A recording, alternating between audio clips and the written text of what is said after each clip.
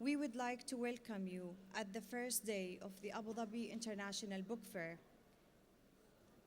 and welcome our prominent guest, Professor إمبينز, the 2021 Nobel Prize laureate for economics, who is hosted tonight by His Excellency Saeed al-Nadhari, the Director of the Federal Youth Authority of the UAE.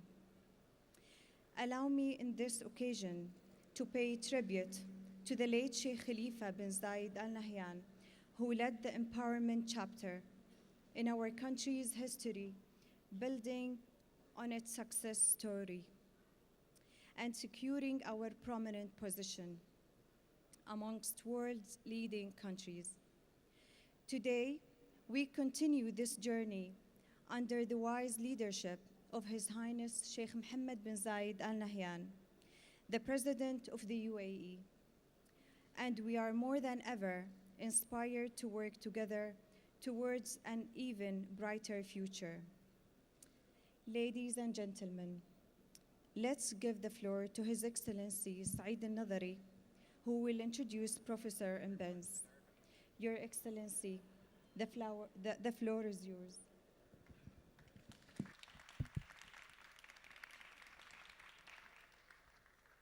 سعادة الدكتور علي بن تميم، الأخوة والأخوات من ضيوف معرض أبو ظبي الدولي للكتاب، السلام عليكم. هذا المعرض أصبح امتداد لبصمة الشيخ خليفة بن زايد الله يرحمه ودوره في دعم المفكرين وبناء أجيال من الشباب المهتمين والمتذوقين للأدب وللعلم وللفكر وإعدادهم للنجاح في كل مجال. هذا المعرض اليوم ينقل لنا اهتمام قيادة الدولة في بناء الإنسان وتغذية فكره بالعلم وتغذية فكره باستضافة المفكرين والعقول من حول العالم، بلقاء النوابغ من حول العالم وتذوق الأدب والفكر من خلال هذه الملتقيات. واليوم بقيادة سيدي صاحب سمو الشيخ محمد بن زايد نحن مقبلين على مرحلة قادمة يكون فيها شبابنا من المنافسين بفكرهم ومن المنافسين بعلومهم وبثقافاتهم وبأبحاثهم على المستوى الدولي. نستضيف اليوم مفكر في مجال الاقتصاد وفائز بجائزة نوبل، وأتمنى أن في يوم ما في هذا المعرض نستضيف فائز من دولة الإمارات ومن هذه المنطقة بجائزة نوبل في الاقتصاد. اسمحوا لي أتحدث باللغة الإنجليزية. Professor Hido, we are grateful for your presence today. You have won the Nobel Prize in a year filled with challenges. We have survived COVID-19. We have survived many challenges for the past 2 years, and I think the way communities live and the way economy is shaping is way different today than it was in 2021 and in 2020. I've watched a video where you have a chat with your kids about the work you have done when it comes to data science and the way you look at data. And I loved how you simplified your work, your years of work in a very short video. I'd love if we can start with that question. What do you work on and how can we simplify it to our day-to-day life?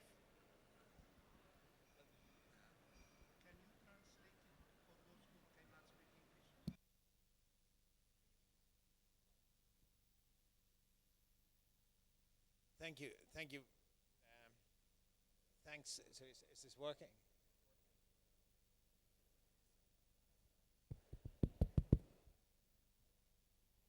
Thanks for inviting me here. It's been a great pleasure being here. And so let me actually start with a short story. When I was an undergraduate in the Netherlands about 35 years ago. At some point I was taking a class in macroeconomics.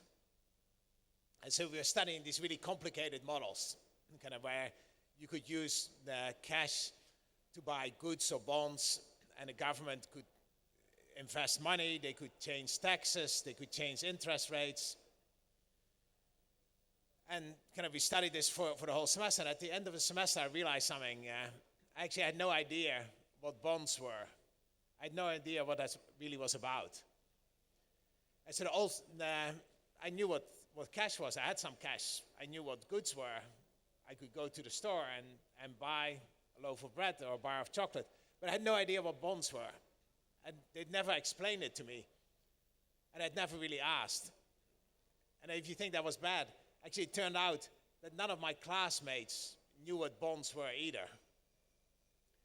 And so that class taught me something that was actually more important than anything else I learned as an undergraduate. To do any of these things well, you need to always remind yourself of what you don't know. And you need to be willing to acknowledge what you don't know. And you need to ask the right questions. So if I'm saying something here that people don't understand, please ask questions. Because the most important thing is to ask questions, and because that's the only way you're going to learn some of these things. But so the question was about causality. What does it really mean? What do we really think about that? And probably if there's anything people knew before coming to this talk, it's probably that correlation is not the same as causation.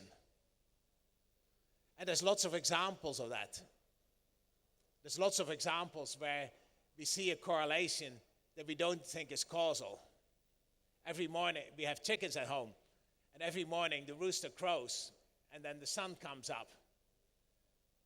But much as the rooster might think otherwise, it's not the rooster causing the sun to come up. And another common example is that there's a positive correlation between shark attacks and ice cream sales. But again, that's not causal. It's just that in the summer, people are more likely to buy ice cream, and they're more likely to go swimming in the sea. So what I've been trying to do in my career is trying to figure out how to disentangle cause and effect, how to extract causal effects from simple correlations. And kind of before I go any further, I should also mention that if you email anything about this talk, make sure that you spell it right, that it's causal and not casual. When National Public Radio last year told their listeners about the Nobel Prize, they said that Angus and I had won for our work on casual relationships, and our wives were very surprised by that. But so what do I really do? What we're trying to do is trying to see how we can learn about causal effects even if we don't do experiments. If we can do experiments, that's great. Then that really allows us to very clearly learn about causal effects. And for example, the Food and Drug Administration insists in the US on drugs, in the drug approval process, that we do experiments. But in economics and in social science, we often can't do that. We can't, if you're interested in learning about the effect of going to college, how important that is, we can't simply do an experiment where we say, you guys go to college and you guys do something else, but you're not allowed to go to college. That wouldn't really be fair. So we need to figure out other things. And that's kind of where the work I do comes in. We're trying to find ways where nature has done some experiment for us and where we can figure out what the causal effects are indirectly through cleverly analyzing the data. So just for me to digest what you have mentioned currently, So the causal effect is basically when you don't have the luxury to do actual scientific experiment in an area, you do the experiment using the organic data that is there and exists at the society. So for example, just if that example works, when it comes to chemistry, pharmacy, we can have an open lab where we can do our own experiments. But if we went into people's education, people's health, people's income, it's very risky to come and get 20, 30, 40 people in a room and do experiments with it because you don't have the luxury to do so. You would need the data that exists on our day-to-day life and analyze it using this method. Exactly. That's exactly. That's exactly right. So what we are trying to do is exploit the fact that there's some variation that we see in the data that can help us extract the causal effects from the correlations. And so, for example, if we're interested in the effect of education on income, clearly people make choices there. People don't just randomly go to college or not. But there's some systematic variation that we can exploit. And in the US, for example, compulsory schooling laws generate some variation in how much schooling people get. But these compulsory schooling laws kind of just varied somewhat randomly between states and how they affected people, depending on when you were born during the year. So for example, compulsory schooling laws may say that you need to go to school in the year you turn 5 as measured on October 1st. But that means that children born on September 30th are treated very differently from children born on October 1st. And that may show up in slightly different education levels, and that might help you extract the effect of education on earnings.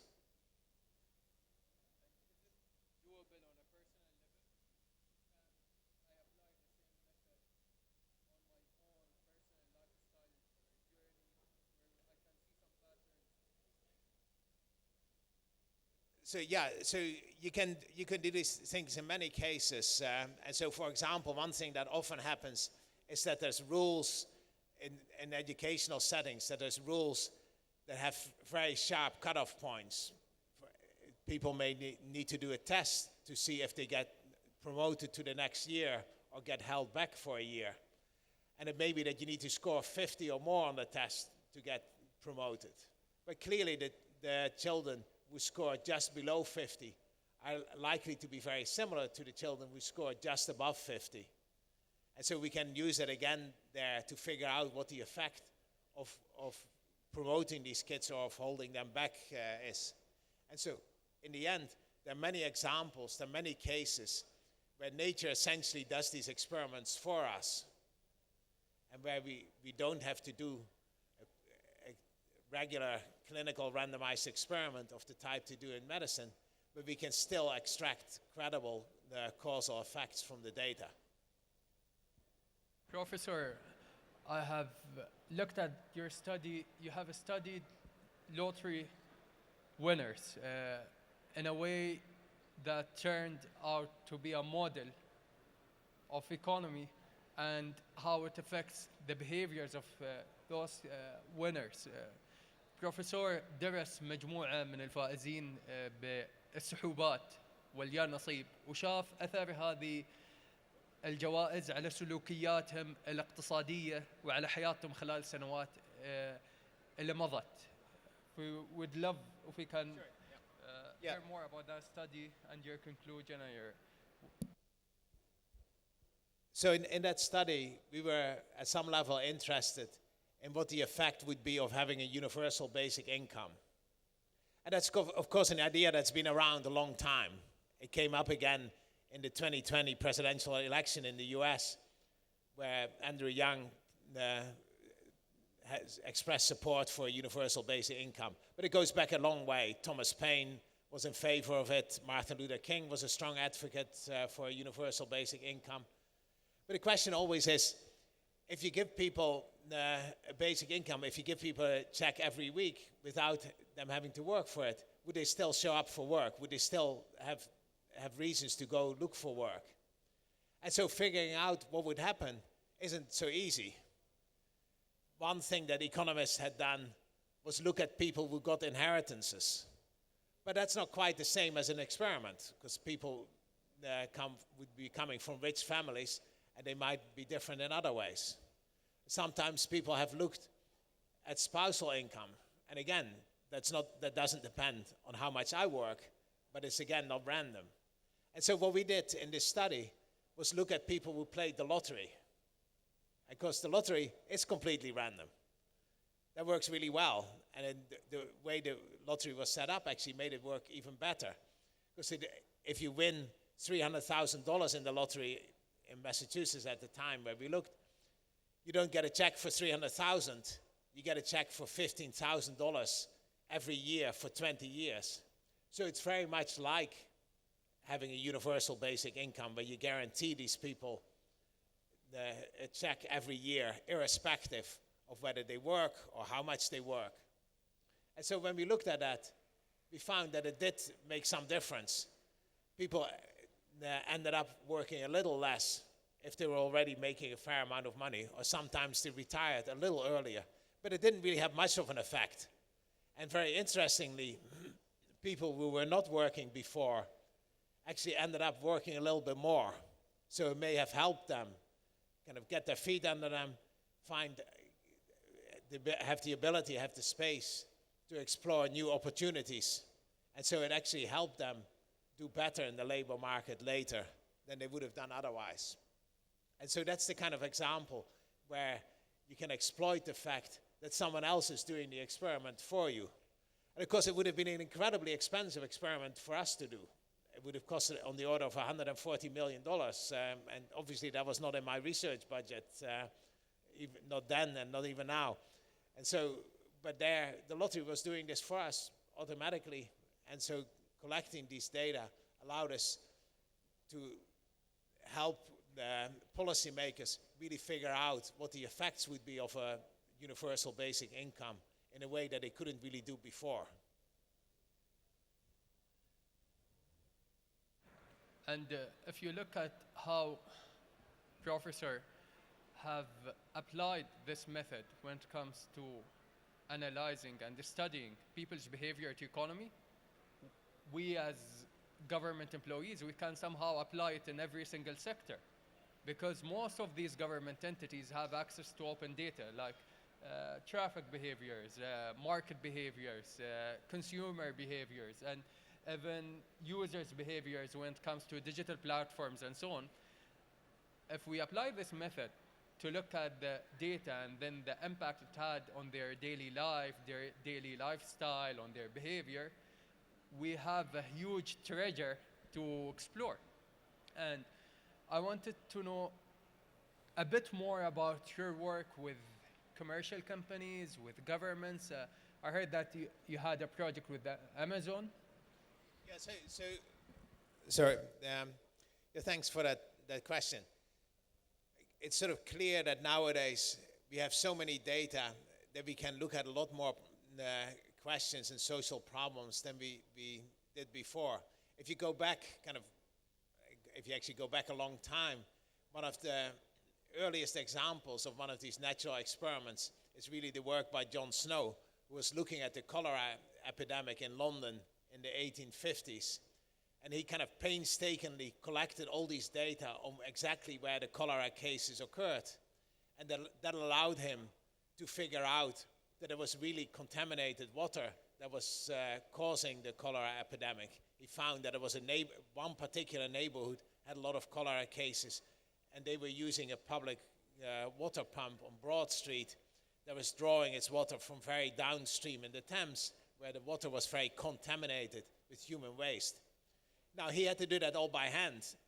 But nowadays, of course, we have so much data available, both the public use data, both the administrative data from the governments, as well as data in these private companies, that we can work on many of these problems much more effectively and try to figure out where some of the problems are and what some of the patterns are. And so we can do the kind of things that John Snow did in the cholera epidemic and see where there are problems in society and how we can improve the outcomes there. Professor, for the past few weeks, I have met some investors, entrepreneurs, and researchers. And there are some people who are a bit worried about the global changes in economics and how economies are shaping worldwide and how global crises are affecting and impacting our societies. Some are worried about their investments, some are worried about the inflation, some are worried about their factories, their wages. From your point of view, how do you diagnose today's global economy and what are the upcoming risks to look for? Yeah, these are, of course, very difficult questions.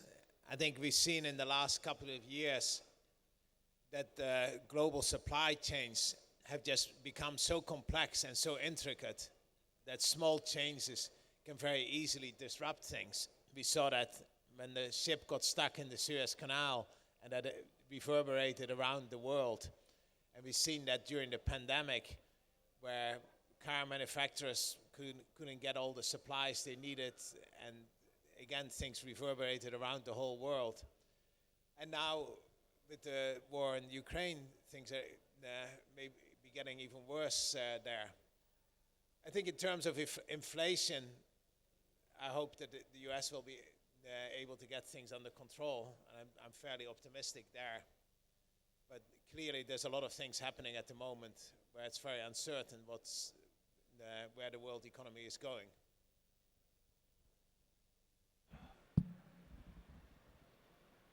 Professor teaches at Stanford, and he works there on many projects and research by empowering young people and young economists and young researchers. Here at the United Arab Emirates, we as a Federal Youth Authority have launched a Young Economist program to build and empower and build the capabilities of 50 young economists every year. Some are now getting trained at the IMF, some are working on banks, some are working in the stock market, some are working as analysts. What would be your advice to young people who wants to be Professor Hidro one day and who wants to win the Nobel Prize in economics one day? Well, that's of course a very tricky thing. I said but let me share with you a story. When I was in high school, I wasn't quite sure what I wanted to do in college. I wasn't quite sure whether I wanted to study mathematics or chemistry, which were two of my favorite subjects. But my economics teacher gave me a book by a Dutch econometrician, Tinbergen, who had actually won the Nobel Prize in economics in 1969. And that book, which had a mixture of mathematics and kind of technical sophistication, but which also had a lot of policy relevance, because Tinbergen had been very involved in Dutch economic policy. That really inspired me. And it's inspired me to go study econometrics in a program Tinbergen had set up in the Netherlands, in Rotterdam. And that led me down the path I took then, and I kept studying econometrics for ever since. I didn't really have any thoughts or any ambitions at that time to become a professor. I was interested in the topics. I thought I would end up working for the government because I was interested in doing government policy. But the academic side of the work just kept becoming more and more interesting to me, and I ended up making that my career.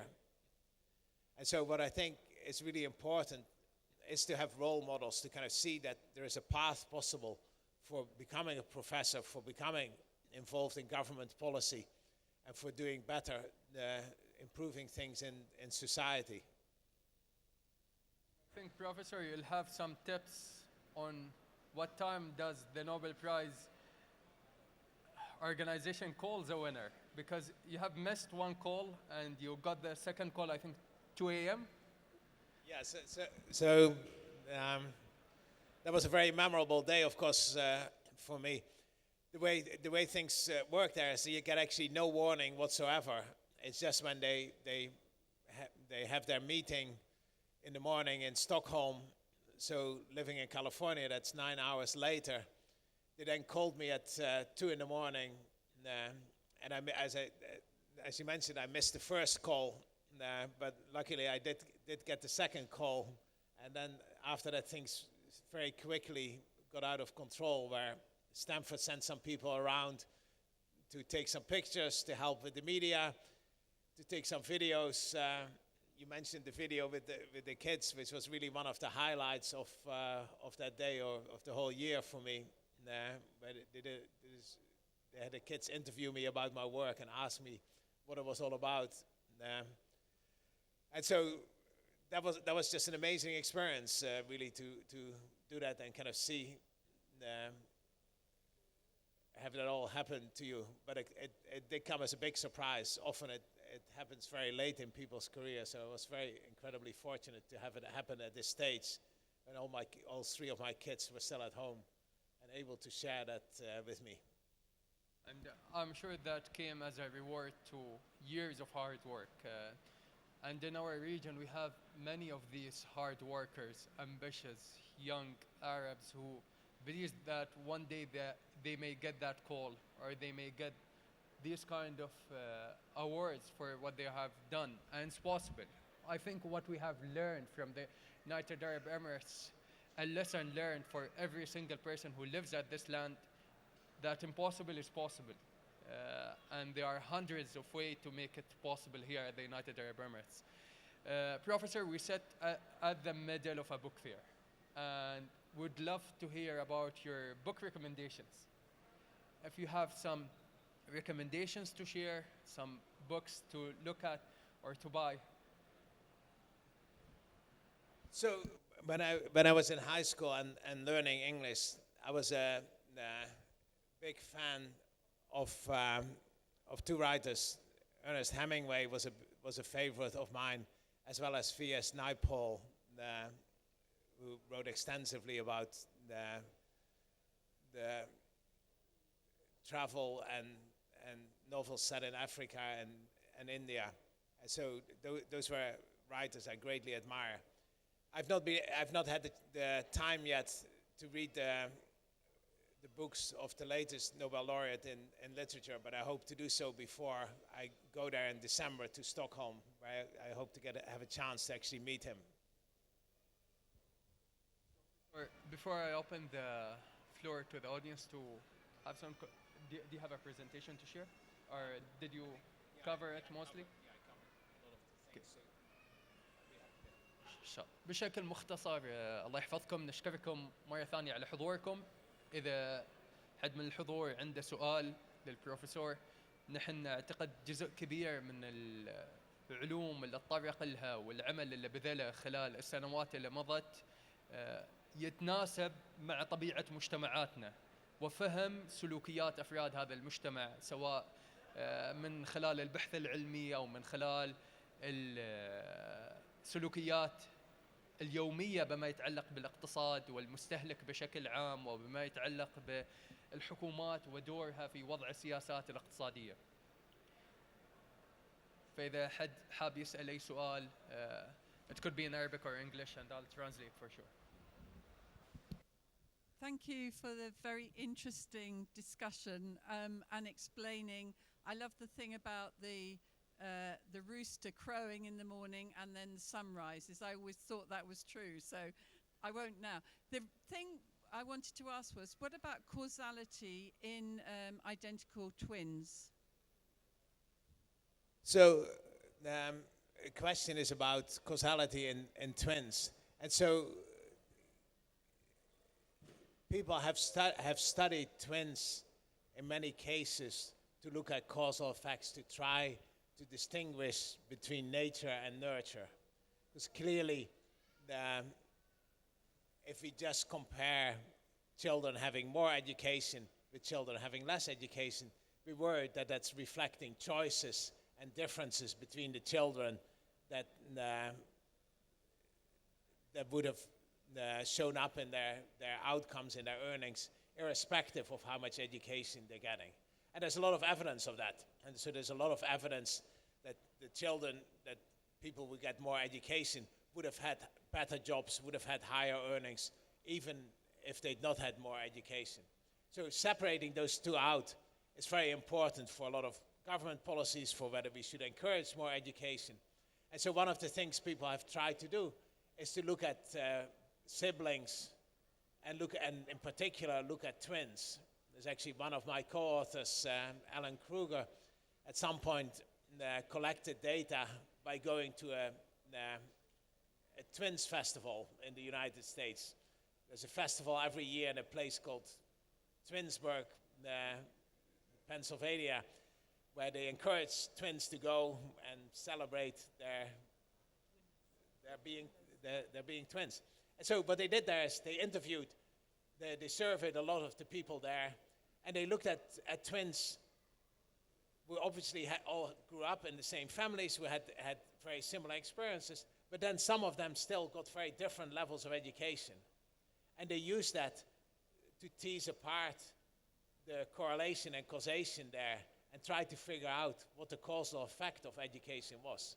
And they came up with very plausible estimates that way.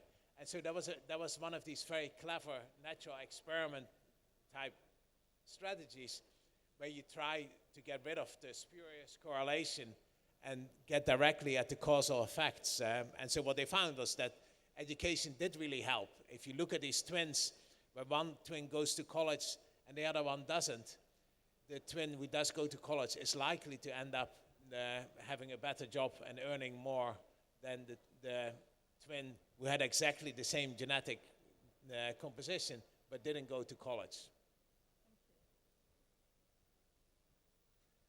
Excuse me if this is a little bit personal question. History of Nobel Prize, most of those who's taking Nobel, their age between 80 and 85.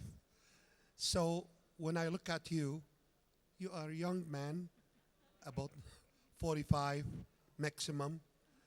So will you please tell me what's the circumstances make you to be youngest man taking Nobel Prize? Well, thank you for that question. So really that may be more of a question for the Nobel Prize committee than for me. I don't know exactly what went into that decision. I shared a prize with two good friends of mine, Joshua Angrist, who was actually the best man at my wedding and a long-time collaborator. We started working together when we were both junior faculty at Harvard University, and we were living in university housing that didn't actually have, and we didn't have washing machines and dryers in our apartment, so we would spend the Saturday in the laundromat doing our laundry together, and we started working there on these problems that eventually we got awarded the Nobel Prize for. But so I shared it with Josh Angrist and David Card, who's also a very good friend of mine, and they are a little older than me, 5-6 years. But so I think I just got very lucky there in working early on with them.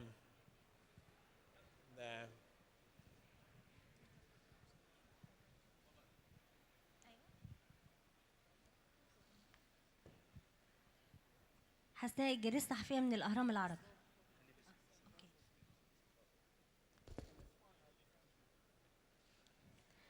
حسناء الجريس صحفية من الأهرام العربي. طبعا احنا سعداء بوجود حضرتك معانا النهارده وتشرفنا بحضرتك جدا، وفرصة سعيدة ان معرض أبو ظبي الدولي للكتاب أتاح لنا الفرصة ان احنا نقابل حضرتك ونتعرف على حضرتك ونتعرف على منجزك في عالم الاقتصاد. دلوقتي أنا عندي سؤال مهم جدا أعرفه من حضرتك. من عام 2007 والعالم كله بيعاني من أزمة اقتصادية، ووقتها طلع الرئيس الفرنسي فرانسوا اولاند وقتها وقال إن إحنا ممكن نعالج الأزمة دي في فرنسا بالثقافة والفكر. دلوقتي من عام 2007 لحد دلوقتي كل يوم بيواجه العالم أزمات، أزمة كورونا، جائحة كورونا، التغيرات المناخية اللي العالم دلوقتي بيشهدها، وكل ده بيأثر على اقتصاد العالم. طبعا الأزمة بتتفاقم، ورغم تزايد معدلات استخدام التكنولوجيا اللي بيحصل نوع من التناقض في العالم في هذا الإطار. يعني كيف نخرج أو كيف يخرج العالم من هذا المأزق؟ رؤية حضرتك في هذا الإطار.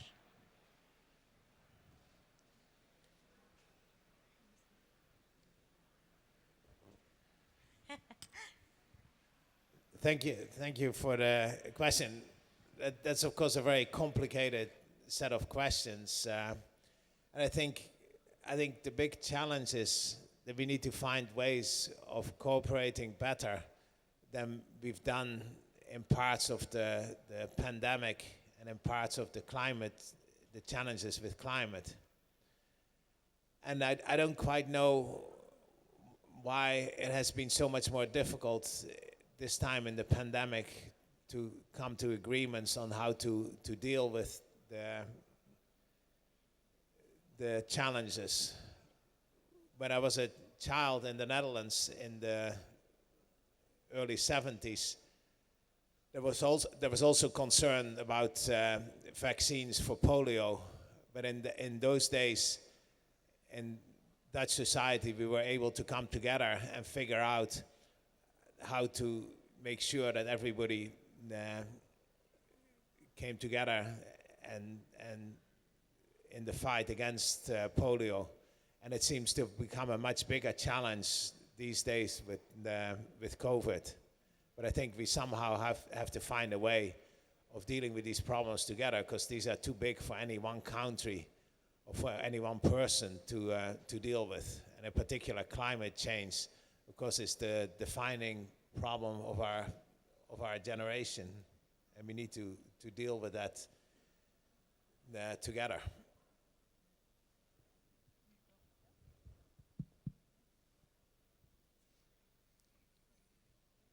Yes, here, sorry, in English I will ask, when we talk about data, it's more about quantitative data than qualitative data. So it's numbers, more dry kind of inputs that you look at. How did you include the qualitative inputs, the emotional part, in your Nobel Prize winning?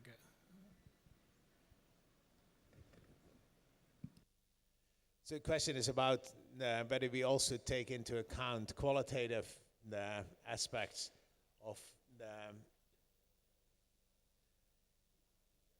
people's behavior and preferences. And so when we did the survey, when we surveyed the people who'd won the lottery, when we looked at the effects of universal basic income, we also asked a lot of questions that were less quantitative. We asked people about how much they were working, how many hours they were working, what their earnings were. But we also asked them about their general life situation, how happy they were. And so we still ended up quantifying, sort of transforming them into numbers so that we could use them for analysis. But we tried to get the whole picture of how winning the lottery affected people's lives, because clearly that's a very important thing, and it's not just about the earnings part of what was happening to these people after winning the lottery.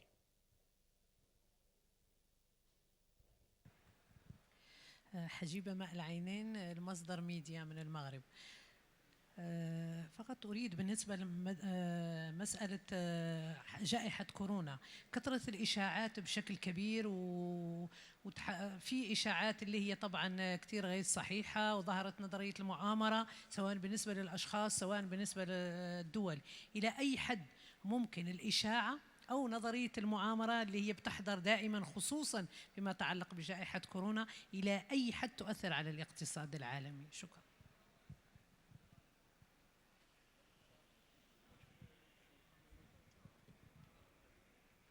Yeah, I think that's a big challenge, and I don't quite know why it has become so much harder to listen to the experts in areas like corona and in measures for dealing with the pandemic. But somehow there's so many more conspiracy theories floating around on the internet that it's become very hard to convince people of what the consensus is in the scientific community. And that creates big problems for countries. It creates big problems for the whole world.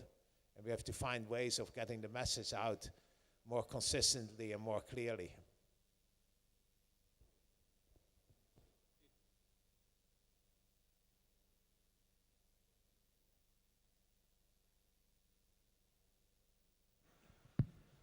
أنا دعاء عبد الرحمن من التلفزيون المصري. دعاء عبد الرحمن التلفزيون المصري. أنا عايز أسأل حضرتك سؤال، هل الاقتصاد العالمي الحالي نتيجة للنظام العالمي الجديد أم أن الاقتصاد هو ما يوجه النظام العالمي الجديد؟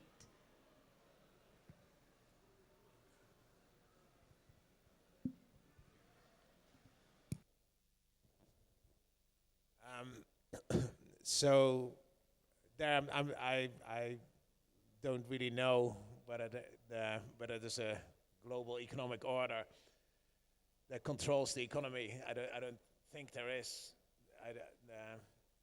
I think there is a world economy, and that constrains what governments can do. Because governments don't have unlimited power these days. They're affected by what's happening in the rest of the world, and so that constrains some of what they can do. Hello. Thank you very much, Professor, for this interesting and eye-opening session. I'm doing my PhD in data science and AI.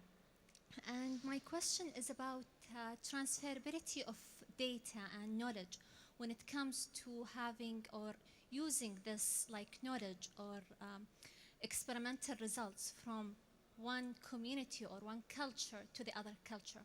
What are maybe factors that we need to consider, and if there is like a good example in which this has happened and benefited research? Thank you. Well, congratulations on doing a PhD in data science. I think that's an incredibly important field nowadays, and it's only going to get more important as we get more and more data. And so the challenge you bring up, presumably the challenge you're studying, about how you take results from one area, from one community to another, is a really important one.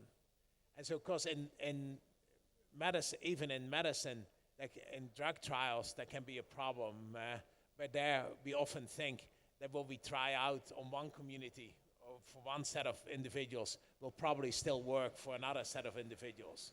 If it's just something like aspirin, if it works in dealing with headaches for people in Belgium, then it probably also works for people in the United States or in Argentina or anywhere else. Because the physiology is exactly the same.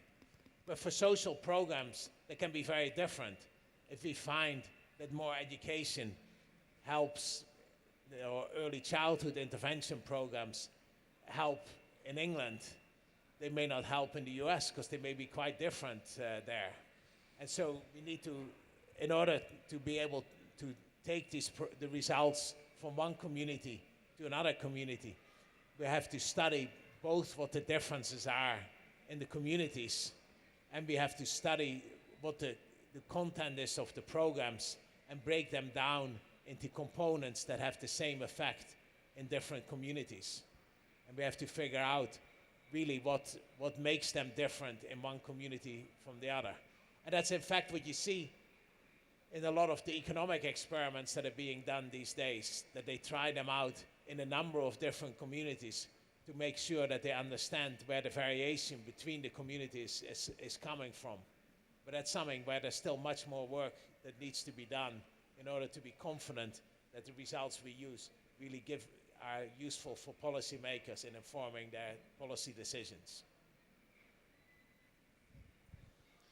I wanted to go back to the pandemic, and it has obviously affected the world, education, economics, even social habits of humans. Do you feel that the data that is coming out of these 3 years now of COVID are usable data, are data that you can use for research? Are research analysts thinking that they've won the lottery with the available data that's been handed over to them? Yeah, I mean, obviously it has been an enormous shock to the educational system. And I think especially for early childhood education, it has been incredibly challenging. But at the same time, it has taught us an enormous amount. And it's sort of clear that in the future, we're going to have more online education, and we're going to learn much more about what are effective ways of doing that.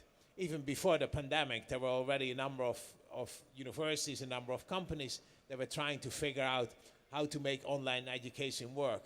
But it still wasn't really particularly good. And I think now, over the last 2 years, we've accumulated so much experience with it. We've seen what things actually work. We've seen what things don't work. And we're now in a much better place to actually build programs that are going to work, that are going to scale, and that are going to help children in all different places and from all different ages. So from that perspective, I think there's going to be an incredibly valuable experiences coming out of the pandemic that are going to enormously improve what we do in schools, what we do in universities, where really for a very long time we've been doing exactly the same as what we've always been doing. And this has forced us to experiment in a way that is going to have payoffs for a long time to come.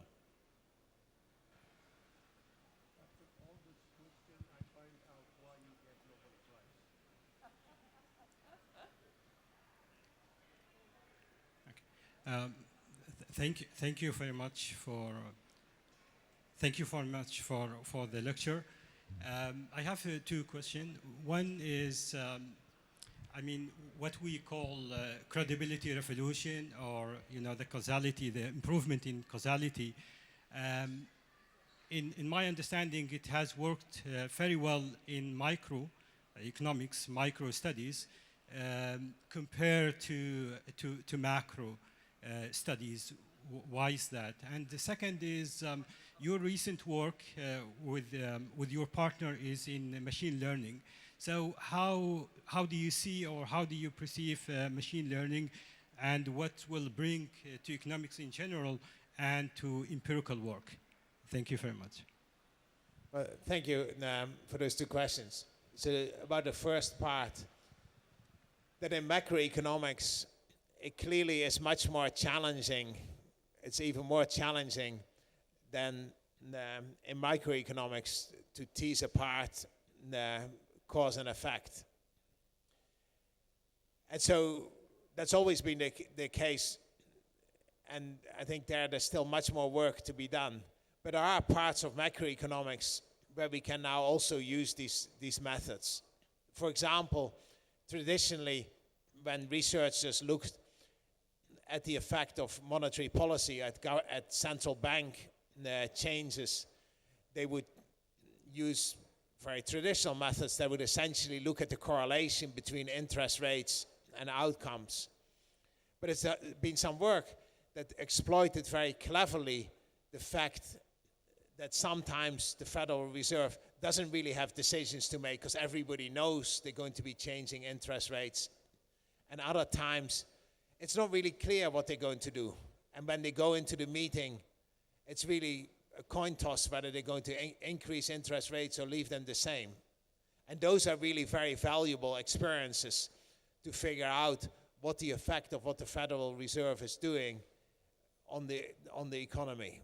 And so even though to summarize that, even though it's harder in macroeconomics, it is still possible to find places where you can really clearly and convincingly find causal effects. For the second question about machine learning and data science in general, the computer science work on machine learning has really created a whole set of new methods that are going to be incredibly useful in economics and all other social sciences. And so it's only those methods have only just begun being used there, but they're really going to change the way we do econometrics, the way we do economics, and it's going to give us the opportunity to exploit much more of all the data that is available nowadays, both the administrative data, the data that some of these companies collect, and of course there's lots of privacy issues there. But if we can find some ways of harnessing the information in that data, we're going to be able to improve social policies and government policies immensely, because these data are just so incredible, these methods are so incredibly powerful for exploiting that information. Professor, before ending this session, we have a saying here, is when you look at great men, look at great women around them. And for your family who would be watching this session today, what's your message to your wife, to your kids, here from the United Arab Emirates? Well, as the last questioner mentioned, I've actually done a lot of work with my wife, who was a very distinguished economist in her own right. And so I've just been incredibly grateful for the opportunity to work with her, because it's created incredibly interesting questions and challenges, and it's really pushed my work forward. And for my children, I just hope that they find things they're passionate about, and that they're going to investigate and learn and help improve the policies and help improve the world. Thank you, Professor. We are grateful for Abu Dhabi Book Fair, for hosting Professor Ido. I think today we have lots of content and terminologies and research to digest, and I hope this opens our minds and curiosity to dig deeper into what's possible when it comes to data science, and when it comes to analyzing different patterns of economy and different aspects of our relations to economics. Thank you for joining. شكرا لكم. نتشرف بكم وسامحونا على الإطالة، لكن الحديث حول موضوع البيانات وعلم البيانات وأثره على الاقتصاد شيق ومؤثر. أنا فخور أن هناك بين شابات وشباب من المختصين في علم البيانات والمهندسين في مجال البيانات. هناك طالبة معنا اليوم تدرس الدكتوراه في علم البيانات، وهناك لدينا اقتصاديين شباب، ولدينا مختصين في مجالات مختلفة في الاقتصاد. كل ثقة أن السنوات القادمة بتقدم لنا مفكرين وقادة فكر في الاقتصاد من هذه المنطقة، من أمثال البروفيسور اللي نحن نفخر بكل ما عمل عليه من أبحاث، ونتأمل أن نشوف شبابنا منافسين ورواد في هذا المجال. فشكرا لكم وشكرا للمنظمين وشكرا لكل من عمل على هذا الملتقى الجميل. نتمنى لكم التوفيق. Thank you. Thank you, Professor.